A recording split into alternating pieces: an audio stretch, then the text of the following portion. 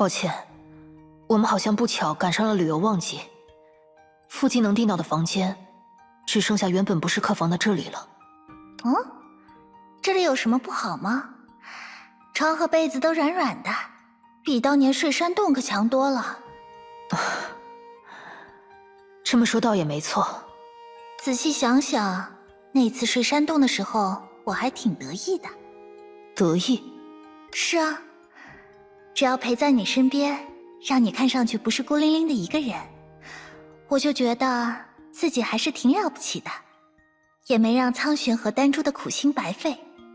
只可惜，后来我打瞌睡的时间越来越长，清醒的时间越来越短，能陪你说说话的时间自然也越来越少。不过现在不一样了，多亏了克莱因，还有那几位博士，以后我就能一直陪着你了。这样想的话，等到这一次环球旅行结束，我们再来一场环神州旅行好不好？去看看当年老朋友们的后代都过得怎么样。这回要和他们一起过节，吃好多好吃的，还有好多好吃的，好多好吃的。嘿，来日方长。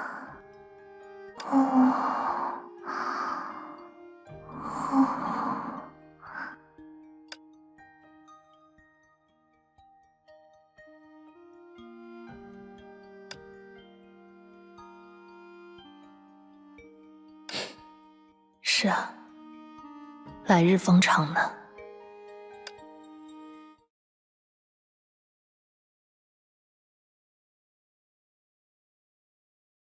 就在此时，一股异样的感受漫上了浮华的心头。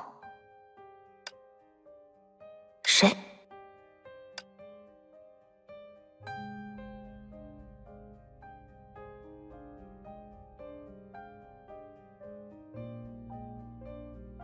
就在那一瞬间，浮华原本已松弛的神经再度紧绷起来。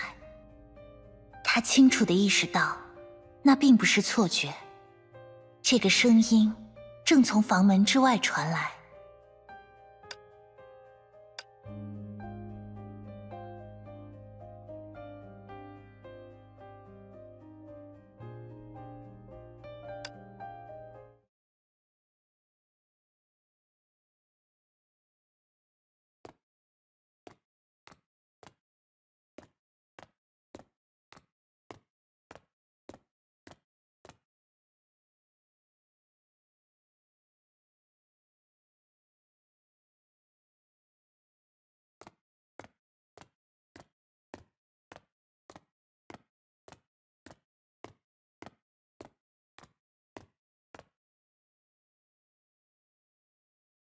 旅馆的走廊一片昏暗，不见入住时的灯火通明。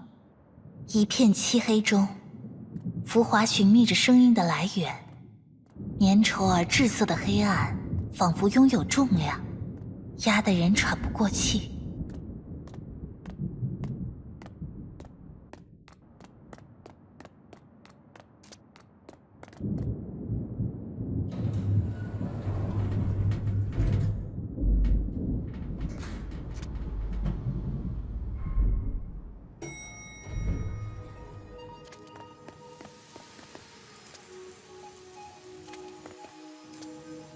怎么回事？有某种力量在阅读我的内心吗？浮华不由自主地想起了一位熟悉的伙伴，时之律者。回应他的只有寂静，这寂静反而令他的心情更加沉重。那位律者显然从不吝于展现自己的杰作。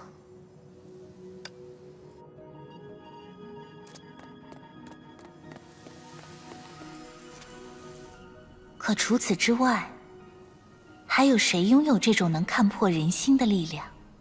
浮华的心中一动，但紧接着他又自己压灭了那个一闪即逝的想法。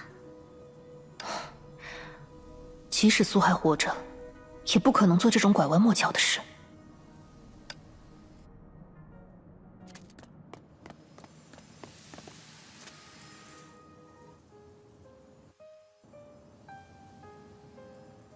我的精神真的还正常吗？不知怎么，浮华突然萌生了这样的想法。这真的不是梦游，不是我在与自己的内心对话。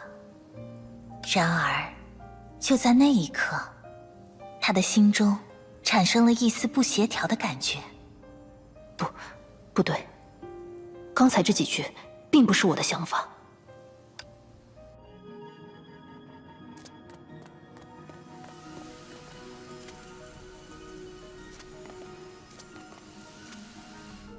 难道说，那个声音想要引导我向他所说的方向思考？没错，这个声音想要引导你向他所说的方向思考，因为那是促成某件事的必要条件。就在这个念头产生的瞬间，浮华心头猛地一跳。糟了！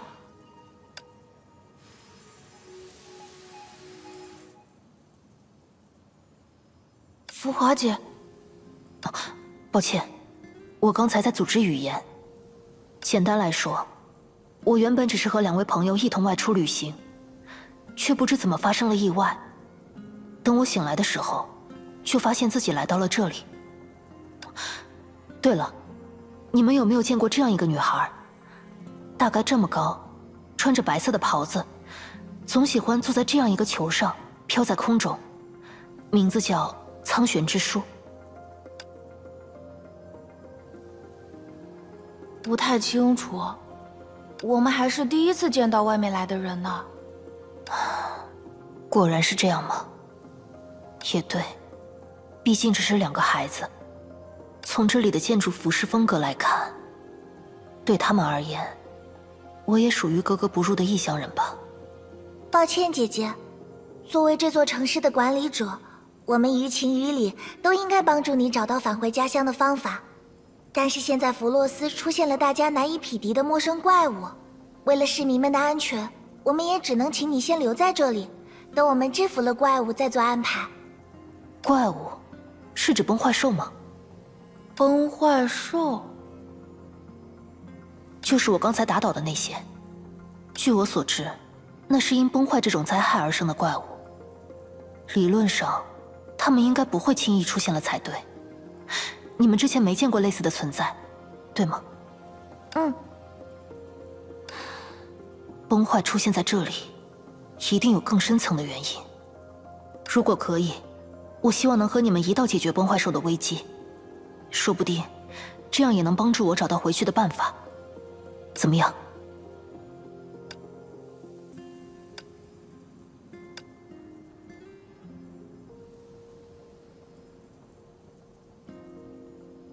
拜托了，浮华姐。那么从现在起，我们就是正式的伙伴了，请多指教。奇怪又陌生的城市，莫名出现的崩坏兽，旅馆里那个可以窥视人心的声音，一切都毫无头绪啊！看来只能从长计议了。